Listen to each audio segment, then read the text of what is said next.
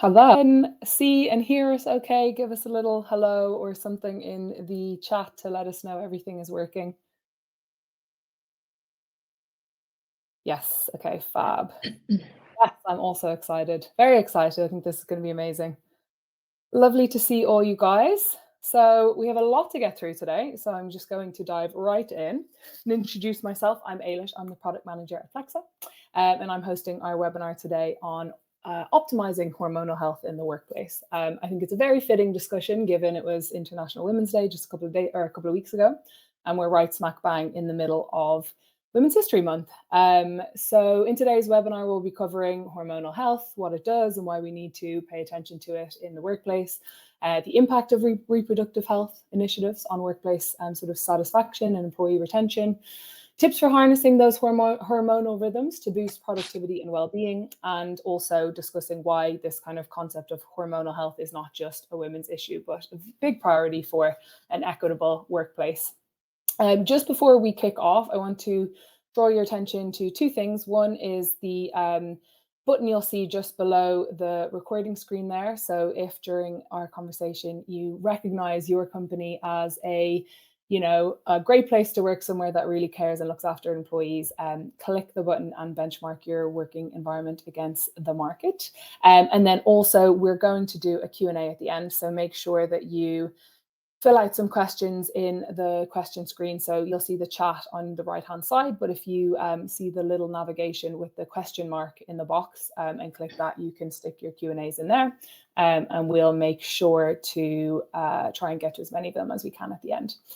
So without further ado, I'll introduce our guest today. So Deirdre O'Neill, a fellow Irish woman, which is very exciting, is the CCO and co-founder of Hertility. And Hertility are experts in women's health, fertility, and also certifiers of reproductively responsible workplaces.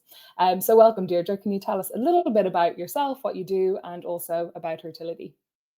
Sure. Thank you so much for having me. It's great to see that there's such an engaged audience in this topic, especially considering we've been in this game a while, and I can't tell you the change of attitude even in the last 3 years and the receptiveness to this topic. And so it's great to see this is being prioritized now in people's interest levels as well as in the workplace. My name is Deirdre. I am one of the co-founders of Hertility. Some background context on myself. I am a lawyer, so I'm a dual qualified lawyer in Ireland and England. I did a master's in medical law and then went on to do corporate and venture capital. And why that's relevant before starting Hertility, why that's relevant is that I was in a workplace that had innumerable benefits, because when you're in a city law firm, I was at Cooley, and the hours are long, they are arduous. There's you can do 19-hour days, and the employee benefits need to be something that retains people when there's an awful lot of reasons why someone may not want to stay working at that pace or in those environments. So I think the recognition I had from the why and why this is so needed, aside from the fact that women's health is so underprovided for, came more personally to me because I really recognized that I had access to all these benefits and nothing fundamentally changed my life for the better. I loved the cookie trolley or the cupcake trolley that came along on a Thursday, but did it change my work-life balance? No. Did it change my productivity? No. Well, maybe the sugar did, but and so I kind of came at this from a very different perspective to my other co-founders. So Dr. Helen, who's my twin sister, is a world-leading reproductive health specialist, and who had access to all of the experts, every single expert in fertility, endocrinology, and yet no access to just check in on her own reproductive health. Natalie is an ovarian biologist, researching ways to preserve women's fertility when they're going through cancer, and again having no access to care herself. So I found that where each of us, I had access to private medical insurance, but nothing, when private medical insurance does not cater for women's health, and when they're starting to do so now, it's on a very, very tertiary level. Fertility benefits equally. I don't want fertility intervention. I want to prevent ever needing a fertility intervention. So there was no answers for us, and from me coming from a workspace that really tried to cater for that and pay for many benefits, I just didn't see that there was any. And so we established Hertility, and if you're not familiar with Hertility, it is essentially a revolutionary approach to accessible, affordable, and personalized medicine across reproductive health. And so we hand-selected global experts in fertility, reproductive health, endocrinology, and menopause to provide next-generation health screening, testing, consultations on demand with experts, and pathways to care for any eventuality. So we're really proud to have created, in essence, a new standard of care in science and medicine in women's health. And we've really sought to democratize the fertility market by creating something that is comprehensive, but fast and affordable. And by introducing this, we have reduced diagnosis times for some conditions from 8 years to 8 days. And so I think we're really, really proud of the fact that this is a novel approach to women's health. And I feel that we have only just begun in terms of the impact that that will have on women's lives. I think that there's a misnomer. I mean, Hertility is a great name, but thank you. But it is it also is a slight misnomer because it connotes that it is just fertility, and where we're really the importance of what we're doing is that we're looking at life stage health. We're looking at things from menstruation through menopause, and we really need to get workplaces to recognize that there is what will impact someone by way of menstrual health, period pain, conditions that affect 1 in 3, prenatal, pregnancy, postnatal, perimenopause, menopause. This is our entire life. So we need to be catering for, and workplaces need to be catering for, this lifespan, not single life events like pregnancy, maternity leave, fertility, menopause. And that's where I think we've really pioneered something new here, and that we're in essence looking across that lifespan, and we have pioneered the most accurate clinical and diagnostic tool in women's health to give women clarity at each stage of their reproductive lifespan. And again, the word reproductive and reproduction, again, it's a misnomer. It tends to think of reproduction in terms of babies, but really fertility is about hormonal health. Yeah, I think that's so important. I did a post on International Women's Day, and it was sparked because I'd just listening to the news that morning, and I heard that 10% of women going through menopause leave work because they just can't handle the symptoms. And this is, all because there just hasn't been enough research into understanding this, pivotal part of sort of, every woman's journey. So Sure. there's just so much kind of missing from that place, and it's such a disadvantage for workplaces that we don't have this kind of understanding and knowledge. Cool. So I think what would be really interesting is to kind of dig into this concept of hormonal health and try and understand why it needs that sort of attention and support in the professional settings, and I guess also how we can do that. But I almost wonder if it's worth, before we get into that, like talking about what is a hormone, like kind of at that sort of basic level, because I think often we get these kind of words thrown around like, oh, I'm feeling so hormonal, or blame on women for an emotional thing, and saying they're hormonal. And I think it's quite problematic when actually hormones play a really crucial role. So yeah, it'd be really interesting to kind of get a breakdown of what hormones are. Yeah, absolutely. And I think actually that's part of what our ethos is turning that around, that negative narrative on hormones. We're going to share with you afterwards the brand film that we did, which everyone should watch. It still gives me goosebumps, but it's about changing the narrative of, ooh, someone's hormonal. Yes, we are hormonal. It's a very powerful thing. And I guess just to take it back to what is hormonal health, it essentially refers to a balanced functioning of your endocrine system. And your endocrine system is responsible for producing and regulating hormones throughout the body. And hormones are chemicals that basically play this very vital role in numerous physiological processes, which include metabolism, reproduction, mood regulation, sleep patterns, stress responses. And so why they're so important is that when hormone levels are imbalanced or disrupted, it can lead to a wide range of health issues and symptoms that they impact both our physical and our mental well-being. And so in a professional setting, hormonal health often receives little or no attention or support, certainly compared to other aspects of employee well-being, such as mental health or physical fitness. But if we prioritize our hormonal health in the workplace, that's really, really crucial. And it's crucial for several reasons. I think the first of which is the impact on our productivity. When you consider that hormonal imbalances affect your energy levels, your focus, your cognitive function, these directly impact your work performance and your productivity. And so employees experiencing symptoms such as fatigue or brain fog or mood swings may obviously struggle then to meet deadlines or make decisions or collaborate effectively with other employees or colleagues.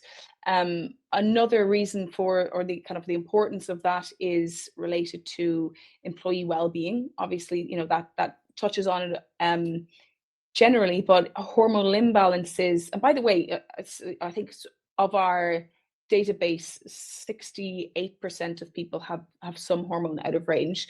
One in three are impacted by a gynecological condition. 100% of people are impacted by their hormones on a daily basis. So I think we tend to undermine the impact of these things. I always baffles me that people spend so much on skincare and hair care, and the thing that regulates your skin and your hair are your hormones. And so I think that's what we're trying to really surface, is that the impact of your hormonal health has this impact on your productivity, on your overall well-being, your quality of life. If you have chronic fatigue, anxiety, depression, migraines like I do right now, or menstrual irregularities, it impacts your ability to thrive in and out of the workplace. And I think that that's something very important, so that men and women can understand that it has if you can support someone in any of the facets relating to their hormonal health, they then will feel happier, healthier, more engaged in their work. And if they are all of those things, you retain employees. If you prioritize their health and well-being, and that includes their hormonal health, it enhances this level of employee satisfaction, retention, morale. There's so many benefits to engaging within the workplace, not least of which diversity and inclusion, and the overall idea that preventative healthcare can mean that you're reducing people leaving work for appointments and having to sneak in and out, or feel that they have to hide symptoms or need time off and all of those kind of things as well. Absolutely. Yeah. And with the kind of idea of hormonal imbalance, like, are we talking about things like PMS, or are these just kind of symptoms that are related to it? Is it, like, what, give me a kind of, I guess trying to understand a bit more of how we would identify these things. Well, our clinical decision tool. So essentially, for those who don't know, Hertility has a diagnostic test. The first step in doing a test is doing an online health assessment. The online health assessment is an incredibly important triage. It's a health triage for us to essentially establish what are the things that are impacting someone. So it is one matter to assess what hormone levels someone receives through their blood test, but it's a huge impact to know what their lifestyle factors are, what their nutrition is, previous menstrual patterns, previous sexual transmitted diseases. All of these introduce an entire world of sort of diagnostic capability that allow the onwards test to provide that conclusion in terms of their diagnosis. And we actually can now diagnose 98% of menstrual dysfunction just through our health assessment and test. And so I think that is the thing that is key in terms of assessing. A lot of symptoms people have, firstly, women are they will just play themselves down in the first instance. They'll say, oh, I'm tired, I had a shitty night's sleep, or I am, my skin is bad, that's because I ate crappy food, or I am all of these things, I'm a little bit weight gain, all of these symptoms that can relate to a reproductive health condition can very easily and often be undermined or associated with some other element of self-blame. So our ability, firstly, to kind of self-dismiss is so high, particularly as a woman, I feel, because you typically have to care for other people before yourselves, and you always will put your partner, your parents first. And I think that recognizing that, you didn't just eat too much, you haven't just been eating crappy food, and it isn't just a rough night's sleep, that it's related potentially to a reproductive health condition. We're kind of helping people to get those clues. But I think the really important thing in terms of what we're doing is we're not just diagnosing. Our core ethos was always, both in terms of our ability from a clinical standpoint and from a regulatory capacity, which is why no one else, other providers cannot do this, is that we can diagnose, we can treat, and we can prescribe. And I think that those three elements are very key in terms of making sure that we never leave someone with a what's up without a what's next. Yeah, absolutely. I think, I mean, I read something the other day that it takes something like 20 appointments or maybe more. You'll know the facts to even get diagnosed with something like, PCOS or endometriosis and stuff like that. And oftentimes people are playing into that narrative. Women are being told, periods are painful, just deal with it. And it's, it's horrendous. That's exactly it. And so where we have the first level of self-dismissal, it's probably fine. Oh, I'm probably overreacting. Self-dismissal and self-deprioritization, saying, oh, I'll be grand, pain is normal. Like, the entire ethos of society has been to normalize pain with women's health, to stigmatize conditions, to eye roll saying she's hormonal. And actually we're really trying to turn that on its head and say, actually, no, these conditions, if diagnosed early, can potentially prevent ongoing life illnesses or exacerbation of conditions that can really impact your overall health and longevity. I think that there's the fact that there's a number, that number, it doesn't surprise me at all. And that's why I feel so passionately about the fact that we have introduced something which does not require, in the first instance, an appointment with a doctor. So on average, a doctor's appointment will be 9 minutes. They do not have the time or the capacity, and this is by no means a diss to the medical healthcare system. They don't have the capacity, they don't have the resources, they don't have the time in order to adequately triage. Furthermore, you're expecting someone to disclose incredibly personal information, and expect them to thereafter be really honest about that. And I don't know about you, but there are a lot of things that impact our fertility and our reproductive health that we probably wouldn't disclose to a doctor in a clinical setting. So how much especially you drink, in 9 minutes. Exactly. And but they have a huge impact in terms of like how much you drink, history of partners, history of sexually transmitted diseases, whether you take recreational drugs, all of these different things. Most people will not be honest in a doctor's appointment. We polish up our halo and we are the best version of ourselves, but when you're trying to get an accurate diagnosis for someone, and those things might impact them, it's really important to have this health assessment. And we view it as being 3 appointments in one. If you went to your GP, like you say, you may have 20 plus appointments. They may dismiss you altogether. They may send you for a test which will test a single hormone. We test up to 10 hormones because it's incredibly important that you get the entire orchestra and not just one instrument.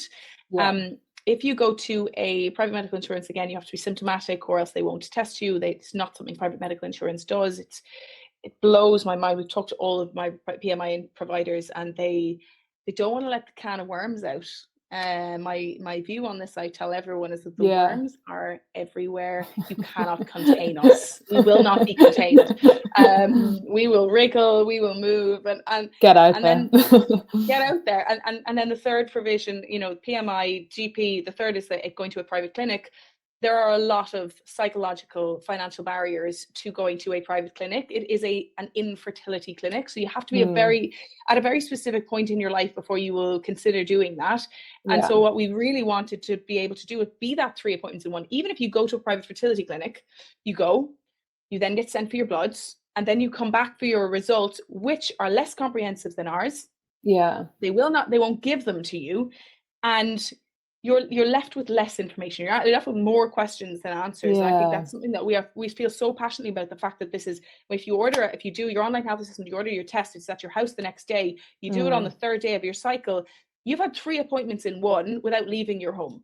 And you can get a diagnosis within 10 days as opposed to endometriosis can be diagnosed within average 9 years. It's With our crazy. tests Yeah. now, with our clinical trials, we can diagnose endometriosis with 89% confidence, non-invasively. That is a first in medicine. That is a first. Yeah, that's amazing. And exactly the kind of things that we need to, as you said, democratize this process, because, you know, whether it's, you know, having the time and sort of energy to go to 9 years of appointments to get a diagnosis, whether it's, you know, thinking about like fertility and wanting to have kids and maybe like freezing eggs or anything like that, all of those things take a lot of time and money. And you know, I think most people just sort of ignore it as a result. So it's amazing to bring it to the forefront. I think it would be interesting, I guess, because you know, we really want to focus on the sort of workplace and how we can kind of optimize these things in the workplace. I guess, you know, it's pretty clear that women make up, you know, well, should be 50%, but in and around 50% of the workplace. And, you know, like having initiatives in place which help them to, you know, be able to kind of speak their mind and, you know, be honest about things that are going on, but also help them, you know, diagnose and understand more about what's going on for them, obviously is going to impact that kind of satisfaction and retention side of things. What are kind of some of the key reproductive health initiatives or things that workplaces can be doing to really look after sort of women in the workplace? I'm a bit radical in my view on policies, so no offense if you feel very proud of yourself for introducing a policy. Having written them, having read them, as an employer and as an employee, policies don't change anyone's life. They are typically I don't know if you've ever read a maternity policy, but that is confusing. It's like, okay, on the 5th lunar moon, if you're Sagittarius and the tides are in or out, you may get like this amount of leave. And I think that policies should be, for one, really clear in terms of the reader. They need to be absolutely foolproof. They need to explain what it is that conditions are. And I think where we started with creating policies, we wanted to create them for the man who's reading them and he wants to actually understand. I don't actually know what menopause is. I really want to understand what this is and how it impacts my wife, my coworker, what it is. And I think that the thing that I wanted to introduce with our accreditation was setting a minimum standard of care. Like, I'm tired of companies patting themselves on the back by saying, like, we got a policy hidden in a drive that no one knows where it is, and even if they did read it, you know, we have to move beyond the point of candles and fans, I think, in terms of initiatives. And then the biggest facet in that is educating the entire workforce, not just the women, the men, the women, everyone who's involved at every stage, to understand why it is that hormonal health impacts your coworker, your daughter, your wife. And so education is a really important facet. Policies that are meaningful are kind of the second prong, and then the third prong that we introduce is obviously reproductive health screening. You know, we've seen and we saw in the papers about Google lately, you know, they've introduced all of this stuff that says, hey girls, you know, put your eggs on ice, just keep working through your fertile years. Or hey, well, keep working through your fertile years, just keep working, we'll pay for your IVF. Like, that is wrong. That is ethically, morally wrong. We should be actually saying to women, we will pay for you to track and screen your reproductive health so that you never ever need IVF, so that we're preventing you going through the physiological, psychological, and financial trauma that IVF brings with it. And I think what we need to start to do is, again, in terms of educate people about the realities of what egg freezing does to you physiologically, psychologically, and the impacts of it, the viability, the likelihood of it being positive. And so I think I feel so strongly about the fact that all women within the workplace should be catered to in terms of screening their health, screening for conditions. When you consider that cervical cancer affects 1 in 164, and gynecological symptoms, or gynecological conditions, rather severe conditions, affect 1 in 3. We tell women every year, get your smear. In my view, we should be telling every woman every year, do a fertility test, because We're diagnosing over 18 conditions. We're screening for all of these things that impact your overall well-being. And we're also helping someone to track their own personal rate of fertility decline, perimenopause, and stage of perimenopause and menopause. And I think that is fundamentally important in a workplace context to allow someone reproductive autonomy to make the right work decisions. And so those in terms of the support that we provide. We've also introduced a HR champion, which is a hormone resources champion. And that's kind of having like a dedicated point of contact within the company, say, and a lot of people want to be like, they step up, they say, I want to be the HR champion. I want to be the person who is the ambassador to help people to navigate these questions, navigate these situations, and be able to kind of work through whatever it is that they're going through. Yeah, absolutely. And I think going back to kind of one of the first parts of your answer there, I think that whole concept of accessible policies is so important. I sort of overheard a colleague on a call the other day talking about how often, even just with maternity policies, they say they have enhanced maternity leave, but then in the small print, it's like you need to have been at the company for 2 or 3 years before you can take advantage of that. And, you know, all of this kind of smoke and mirrors when it comes to actually what do people get. And I think it's such a key point. You know, I know we're not only talking about sort of the fertile years, but I think that is a real bone of contention. Maybe that's the wrong phrase, but it's a sore point and a sticky point for people, because ultimately people want to work. You know, women have gone through all of this, you know, education, have been kind of we're in the workplace, but then they also want to have children, and they're sort of left in these difficult times where it's a real struggle to get ahead. And, you know, there was a review came out relatively recently with this whole idea of a motherhood penalty, where mothers are being paid 43% less than fathers,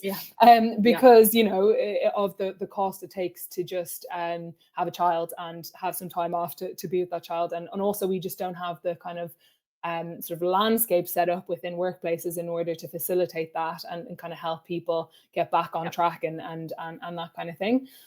So I think, there's a lot of really important things in the workplace. I wonder, I mean, I guess there's 2 points, because I think at Flexa, obviously we Flexify a ton of amazing companies, including yourselves, which their whole ethos is around really showcasing all of the benefits they have. And we really focus on that transparency. So, you know, really making sure that they're able to sort of demonstrate everything that's on offer, be really clear about it. And it means that the candidates that are kind of looking to work for them are also well informed with what they have to offer and can really trust that information. And I wonder, like, I guess in a kind of more traditional workplace, like, how do you sort of go about this? And I guess I know you mentioned something about having a kind of a dedicated person. Like, how do you, if you want to kind of set something up in a workplace where there are no sort of initiatives in place, how would you, I guess, sort of give people some ideas around that? Yeah, it's a difficult one. I think for a lot of companies, they assume that this is too expensive a benefit to have. I honestly, I think about the prioritization of spend, and I again come from this as a founder, where we have to think about every penny that we spend. And the amount of times I go to a conference and there's a lanyard, a plastic lanyard. I know how much these cost. It's a plastic lanyard for thousands of people that will be used for one day and thrown in a bin. And not just to mind the sustainability issue and a nightmare that is, but when I think about the allocation of resources for redundant things that people could do without, like give people a sticker, give someone a wrist, whatever it is, like a paper wristband. And I think that when we look at some of the companies that we've worked with, in terms of it always comes down to prioritizing a budget. So like companies are always interested in doing this, but it always comes down to that sort of bottom line and that initiation. And I think starting the conversation is really, really important, but also highlighting the need. So like if there is a lack of reproductive health support, you know, it's something that you almost need to like build a case relating to it. And I think a lot of, you know, there's so many statistics about the impact of employee productivity and well-being and the impact of reproductive health issues that even putting something together in terms of what little things you can do to begin, you know, starting with groups. But I think the reality is that it's down to HR leaders to pioneer and champion this. I think you've got to be forceful in terms of educating yourself on the impact that this will have. I hate talking about the return on investment, but we've had to put together a return on investment calculator for organizations so that they will see the amount of money they lose as an organization with women leaving, with people going out, absenteeism, presenteeism, going out for multiple appointments. If you can reduce the amount of time someone has to go to multiple appointments and be distressed by those things, you can be there working, but you are not present. So that level of absenteeism and presenteeism and the cost to the organization, I think, is something that really needs to be showcased and highlighted. But also, equally, we do assess, depending on how many women are in the organization, how many, what's their age demographic, and all of these things. I think that we can help people with that conversation by having that. In my view, you shouldn't have to have a return on investment. Like women are, you talk about the fact that we're paid, 40% less, but actually that's just for one job. When you consider then in maternity, you're 2 jobs that you're 24/7 on, we actually have a raw deal, because before that was the job that we did. And that's a full-time job. Like I can say, as a mother of toddlers, that's more than a full-time job. And then the expectation that, you also have to be the breadwinner and the baby maker. And so you've got 2 jobs that you need to do and service and bring your A game to. So I think we have never been on a level playing field. And I think just being loud and proud and confident in the necessity for this within the workplace, it's something.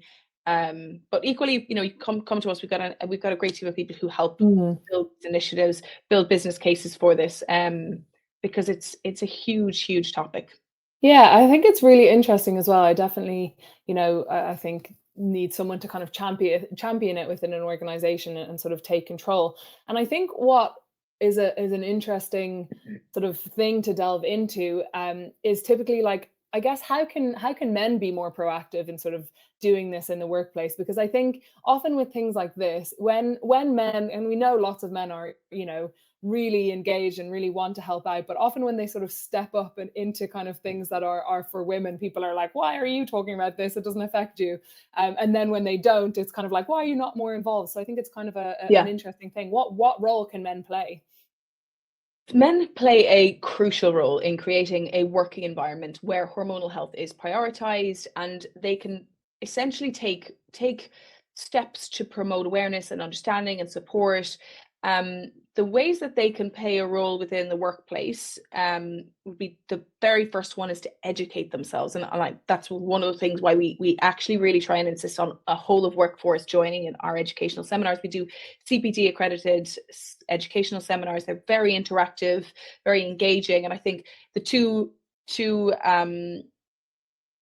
seminars we did, it was 2 men that stood up at the end. It was two different ones. One was at a law firm, one was at like Goldman Sachs, and someone very senior stood up and said, I have a menopausal wife and 2 hormonal daughters, and I'm way too old, and I feel embarrassed that I'm learning this all for the very first time. And I think that's why it's so important that men educate themselves as to not just conditions and symptoms, but the hormonal changes that occur throughout the menstrual cycle. And if you think about the sort of 4 seasons, I have a very open dialogue with my husband about this, because I know, like, 10 days before my period, I'm like irrationally crazy. I'm like, I'm not even crazy. I have a short fuse. I know typically I've got a pretty decent enough fuse, and at this time I'm like, don't, and so he knows. And that means, the harmony in the house is really, really much better when someone knows to back off. And because he's not a person who will back off typically. He's like, he's also a lawyer, and he really knows how to needle. And I think that level of education in terms of when it is in my cycle, because there's also the times where I'm like, I'm confident, I feel sexy, I feel, empowered, and there's times where I feel like I could cry at it if I see a bunny, and I think knowing how to be around. And we're really like that within the workplace, with male and female colleagues, about like openly discussing how we feel in our cycle. Like, hey guys, look, I'm luteal today, I just be delicate, like I'm gonna have a document day, and that's it. Or like, don't schedule a webinar when you've got a migraine like I do. You couldn't tell. cries in corner later. Yeah. I think for men, you have to lead by example, prioritizing all of these things, and where they are leaders themselves, they need to be able to demonstrate a commitment to their own health as well as women's health, and inspire people to prioritize and create a culture where people prioritize this as something that is important, because it impacts women at every stage of their life. Don't just bang a drum about menopause because your wife is menopausal. Don't feed into the narrative of like, oh, sure, someone's hormonal. Like, I think it's really important to men promote an open dialogue about hormonal health in the workplace, and engage in these conversations, so that they can demonstrate empathy and understanding towards colleagues who may be experiencing hormonal symptoms. Yeah, absolutely. And I think, I'm lucky in that we're very much like that in Flexa. People will put their sort of Slack thing on, and just say like, don't talk to me today. I just need to, I'm feeling very sensitive or whatever. There's a lot of The openness blood around that. drop. So yeah, exactly. It works very well, which I think is great. But I can imagine in a workplace where that's not the norm, or perhaps you're on a team which is, very male dominated or anything like that. I think in those scenarios, it's a lot more difficult, because it's hard to Yeah, be the one to bring that up when you're maybe in the minority, or people are kind of, for sure. like For sure. finding that uncomfortable for whatever reason. So that's Interestingly, though, I will say, if it is a male-dominated organization, one of the most conversations we've had in terms of people wanting to be reproductively responsible are within the construction industry, because they're so male dominated. They have a quotient. They need to diversify in terms of their male to female balance, and it's really difficult to do that in certain industries. Whereas if you introduce a reproductively responsible accreditation to showcase, hey, we're here for you guys as well, it yeah. showcases to applicants that this is a workplace that welcomes women. And I think that that's something that organizations need to be aware of as well. It's not just about the current employees you have, but about attracting the right employees, so that you have an appropriate gender balance within your workplace. And having something like this really showcases. And also, it means if you've less women, it's not going to cost you very much. But in terms of how it will impact your business optically, and for a candidate, it's a great accreditation to have. Yeah, yeah, absolutely. I can imagine from an attraction point of view, it's really important. And then I think, yeah, it's just that balance of then how do you start to promote those conversations within the organization, and really make, get rid of the taboo stuff. And that, I mean, that actually kind of brings me on quite nicely to one of the other questions I was going to ask, which is, in environments where this, where people are afraid to bring up hormonal health issues, or whether it just be like related to periods, or menopause, or from, or into kind of fertility and pregnancy, like what do you think the kind of impact is on mental health, and also just kind of culture in general? The way I look at reproductive health benefits to 2024 is with the way people saw mental health benefits to, so fertility benefits or reproductive health benefits to this year are what mental health benefits were to 2010. And in 2010, they were sort of like, oh, is mental health a thing? Or maybe it's just that one guy who's depressed, or it's not an everyone thing. And we've seen a seismic change in how people relate to mental health, and the importance of mental health, because actually it's not just the person who suffers with depression, it's every single person is impacted by their mental health. And where we're moving towards, and what we're really trying to shout from the rooftops about, is hormonal health is the same. Everyone is impacted by hormonal health. Men also have a 24-hour cycle. Men are impacted by men go through menopause. There's all of this stuff that is the word taboo annoys me so much, because like, why should women's health, why should our health be Yeah. taboo? Why should something that dominates our entire lifespan, that is responsible for creating life, why should that be a taboo topic? It's mental to me. But the impact on mental health can be so significant for employees, because of the potential stigma or isolation. So when these issues aren't openly discussed or addressed in the workplace, people can often feel stigmatized or isolated if they're experiencing symptoms, or if they're going through reproductive health concerns, or they're trying to conceive. And so that lack of acknowledgement can really contribute to feelings of shame or embarrassment, or they suffer in silence and avoid seeking help. And that obviously has a really big impact on your stress levels, your anxiety, your mood. And so I think that without appropriate access to resources or support for managing these symptoms, employees will experience heightened levels of stress, which obviously then has a huge impact on their ability to focus, to perform well at work, to maintain positive relationships with colleagues, which has an impact then on, you know, how the company feels, the culture of the company. Yeah, And 100%. I think that all then has a knock-on effect on productivity and performance, as well as sort of like the obvious amount of time you might miss in work, and that impacts your ability to maybe get that promotion or feel like you can go for a promotion, or whatever it is. There is such an impact, and they're so intrinsically linked that I feel like mental health and hormonal health are one and the same sometimes, because our hormones are the thing that impact our mental health and our stress and our sleep. And if our sleep is impacted, or if we have cognitive function, I mean, brain fog is always used, the cutesy term of brain fog, but it's cognitive function that it is impaired. And I think that the prioritization of that and the impact of, if we're talking about how mental health is important, and everyone undeniably states mental health is like so important in a workplace, then it's, to me, crazy that you could separate the two, and hormonal and health and mental health are inextricably linked. So I think that it is a top priority, and it particularly with regard to, like I say, attracting the right people, but retaining the right people too. Yeah, absolutely. And I think then, you know, that there's a knock-on effect on sort of culture, and then further on sort of equity and inclusion. I know my partner was telling me an example of how a guy in his workplace had kind of commented on how a woman was really hormonal, and, you know, she's about to get her period, and you know, like those kind of things, then they really trickle down, and then that becomes like a less nice place to work.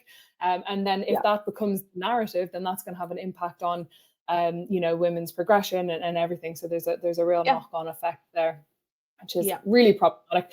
We're going to move to the Q&A in a couple of minutes, but I thought it would be interesting if you to ask if you had kind of any overall tips on, you know, like as you said, our sort of hormonal rhythms are there because they have a purpose, and it's a very important purpose, and it, you know, is important in our health, and sort of for what we, you know, to exist and sort of thrive. Like, do you have any kind of tips on kind of harnessing those things to boost productivity and well-being? Because I think, you know, there's a lot of it's because it's so under researched, there's a lot of chat out there of do this when you're premenstrual, don't do this, you know, and it's sort of hard to understand what is actually, you know, useful and not. So I'd love to know if you have any kind of tips or tricks for kind of maximizing and optimizing our hormonal cycle. I think one thing I would like to caveat is that there is a lot of mistruths out there. I'm refraining from using the BS, but there's a lot of stuff out there that people hear one place and then they carry it, and then they say, oh, well, I hear that. And I saw that my favorite is when people say, I read this somewhere, and actually they saw it on TikTok. And this is increasingly where people are going to get medical advice. I mean, it blew my mind recently. TikTok actually did an advert, and someone looked at like what to do for back pain, and that was legitimately their way of advertising, that someone would look on TikTok for remedies for back pain. And so what I would be conscious of stating is that there is, both through social media but also through the press, there are a lot of misnomers, and there are a lot of things that we need to debunk. So whether it's to do with testing through menopause, assessing HRT, we've been pushed through this kind of skewed lens, and that is pushed out by the press or by social media, and it's clickbait. It's based on trying to engage people. Whether or not it's on truth, they don't care. No. And so what I would caution people on what you read, what you see that isn't scientifically based. And that's one of the things that I am, you know, really, really, I want to say I'm bordering on angry about, is the fact that we've had to work so much harder in order to prove ourselves as a legitimate company because of the mistruths, because of the press, because of the clickbait nature, because of the Theranos, because of all of these things that have happened. And we've encoded over 100 years of clinical practitioner knowledge into our online health assessment that patients can complete, and the blood test up to 10 hormones, so that we are getting the most advanced form of testing. And I think that in terms of optimizing your hormonal health, getting to know it is the number one step. And I think trusting a reliable source of, where we have got a team of gynecologists, we have a team of female researchers, we've got knowing to go to a reliable, trusting or trusted organization. I don't know any other that is a higher level than ours. There isn't one. We know we do the competitor landscaping. And I think recognizing that you need to assess what your hormone levels are, in the first instance. So testing is the very first step that I would tell anyone, because someone might have elevated estrogen, which might have an impact depending on what their diet is. All of these things, what we pride ourselves on doing is creating something that a report. So when someone gets their test results, they essentially log into an online gynecology virtual clinic, and there is a doctor there who has a report all written explaining what hormones we tested, why we tested them, what they mean for them, what levels they are, and why they are important. We also then further detail lifestyle factors that they can do to help with symptoms, to help adjust certain hormone levels if they can be. And I think that for me is the number one step, is assessing what your hormones are, so that you know what you can do to help. And what we've really worked so hard on, we spent 5 years working on providing this reproductive health companion for someone to be able to understand their hormones. So in order to understand them, you have to know what they are. And I think that's something that we're increasingly see as in terms of like assessing the stage of perimenopause someone is in. There's a famous doctor who has done an awful lot of damage in terms of assessing that, menopause should never be tested. And in the absence of HRT, if you consider that you're looking to replace a hormone, it is vitally important to know what your hormone level is before you look to replace it, because if it's already elevated and you add something else on, that has a really damaging impact on your regulatory system. So I think us trying to undo the damage that's been done by both doctors, clinicians, and the press combined, but just my guess, my advice is always just to do a fertility test, to check in, to have a consult with one of our gynecologists. Our team of gynecologists were the first to perform the UK's only ever uterine transplant in August, and so that's the team of doctors that we have. Insane. So don't mess with TikTok. Don't look for advice somewhere else. Yeah, and I think even, obviously that's really amazing advice. But I think, as you said a bit earlier, just like even knowing what's going on for you, and I was probably 30 years old before I started tracking my cycle, and just kind of understanding my own rhythm and what happened at different times, and finding those patterns has been really helpful. So I think that's kind of a useful 100%. Thing to do. I'm going to dive into some of these Q&As with some really interesting questions. So one here from Jenny saying, how would you recommend getting employers on board with this, with kind of, these sort of reproductive health initiatives? I think talk to our team. We've got enough resources to share that are designed to encourage employers to have this conversation. I think it's a very, for a lot of organizations, it's a very novel concept, and that's why I always liken it to the mental health analogy, because it might seem new and novel now, but in actual fact, the progression in terms of conversations is changing by the day. And we even see it with the International Women's Day. I saw more posts giving out about an International Women's Day than promoting it, because it was like, this is hypocrisy. We're asking women to go and speak for free at events so that we've got some token woman on International Women's Day. That's not empowering women, that's exploiting women. And I think that's where I think, even if the organization now might seem slightly reticent to it, it will very quickly become the case where they can't deny it. And we've seen that with, and rightly so, with LGBTQ rights. And I think that where we're offering this isn't just fertility. It isn't just for women. We've got a full LGBTQ offering. We're very much focused on diversity and inclusion. We run a Black Women's Health Initiative, so our research initiative is about the disparities in different ethnicities and how they're treated, how we can optimize their treatments, and how they can be diagnosed sooner. Right? So I think we tick a lot of boxes in terms of diversity and inclusion, in terms of LGBTQ retention. There's a lot, but we can give it to you. So you can do your homework, or we could do it for you. work smarter, not harder, as they say. Yeah, absolutely. And then I think Beth had a good point here, where just like how do small businesses start to make change here? You know, where there's I know you mentioned earlier about being smarter on budgets, but you know, like early stage businesses who really want to kind of engage, when there's like real budget restraints, you know, on implementing these kind of things. Like what are some of the early steps that they could be taking? Um, Again, I think reassessment of if they're smaller, then it won't cost as much, because obviously there's sort Sure. of an economies of scale in terms of who it's relevant for is also going to be predominantly half. If it's although we do pass it on for next of kin, so it's technically not half, but in terms of the relevant people who might take it up. But I think, you know, initiatives internally might include starting up your kind of a women's network, or that could be two people, but it means that Yeah. you're starting the conversation for new people who come in, and just opening up for the idea of education. I guess why I say, even if you start off with, we always start off with our educational seminars, because sometimes people don't realize that this is relevant for them. And I think the first step anyone ever needs to do is make sure everyone recognizes that this impacts absolutely everyone: men, women, old, young, everyone. Yeah, absolutely. Um, there's a very interesting question here, that I thought I would throw out there, and I'm curious to get your thoughts on it.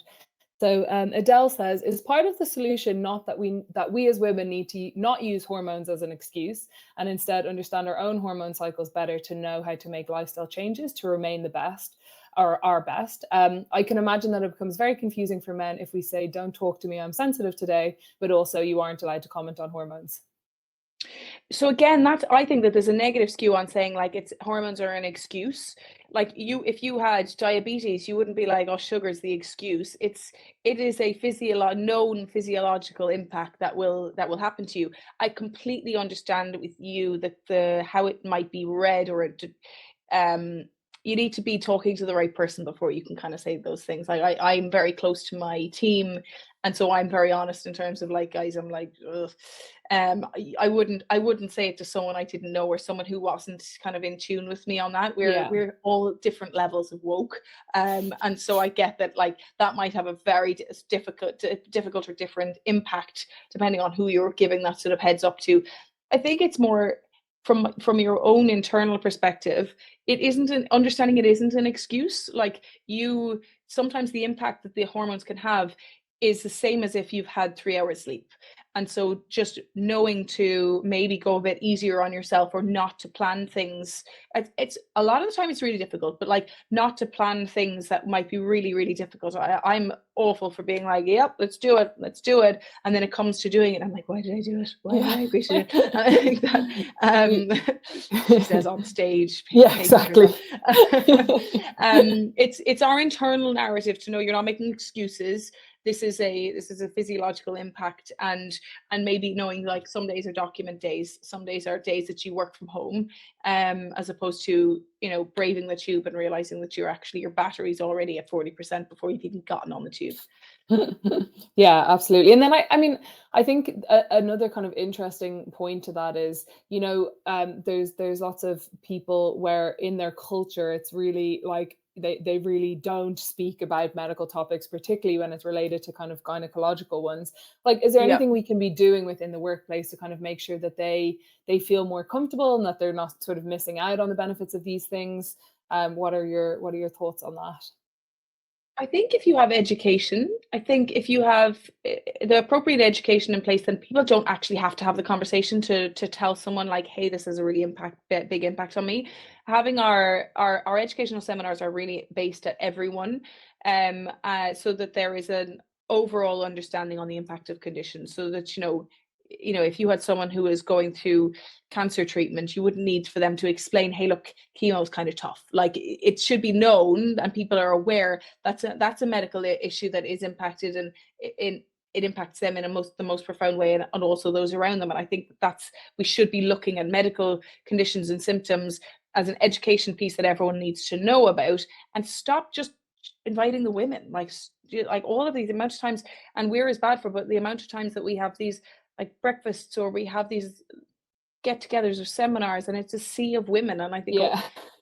we got to get the men in the room, and we got to try and Yeah. insist that they come in the room. And I had you know, it's interesting, even though the topic of this is optimizing hormonal health in the workplace, it's not women's health. It's not, you know, I spoke to a bank lately and they were like, we can't use the word women because the men won't attend. And I was like, you know what, as much as that annoys me, I know you're right. Yeah. um And I mean, the thing is, what's interesting is hormonal health. It does not just apply to women. Men also have hormones, and exactly, need to be healthy. exactly. It's just that it's kind of got this connotation of being a female thing, which is a whole other thing in itself. I think we've got time just for one more question. So I'd be curious to know if you think there are, I guess, policies that could be in place which would complement a kind of hormonal health review and things like that. Like, what is there anything else that could be put in place kind of in addition that would help those things out?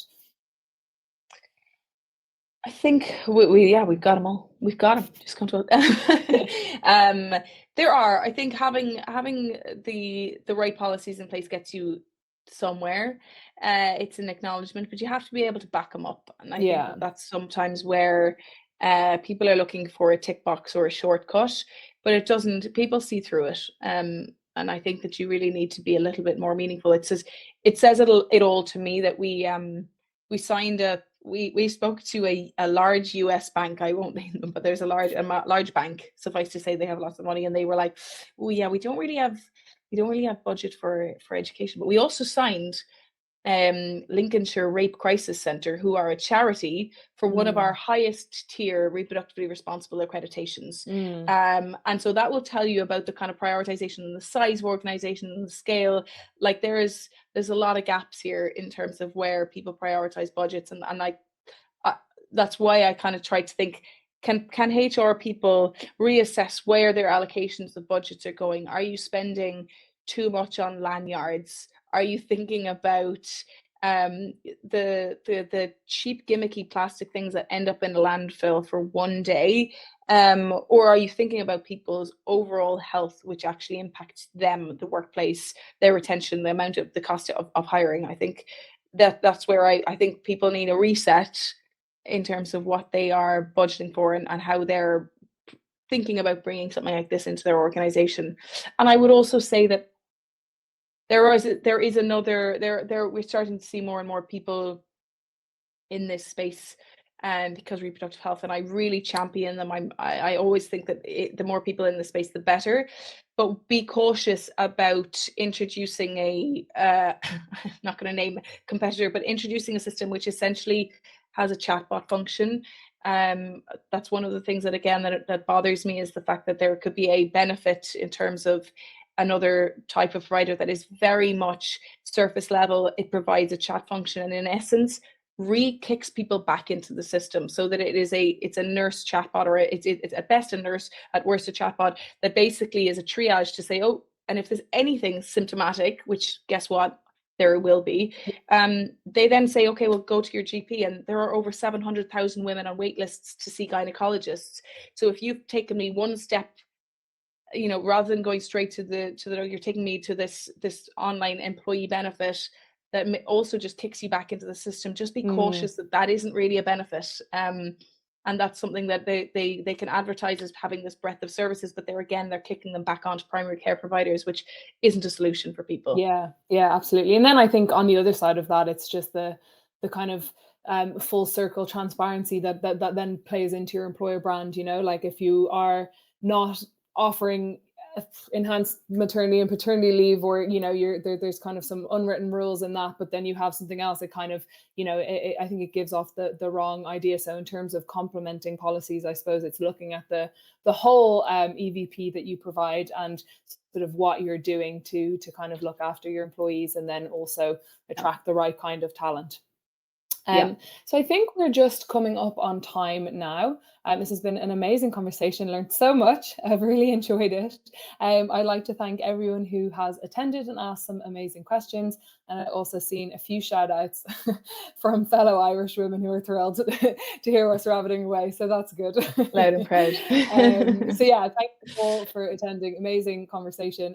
Special thanks, Deirdre, for your incredibly insightful knowledge and thoughts. And hopefully see you again soon.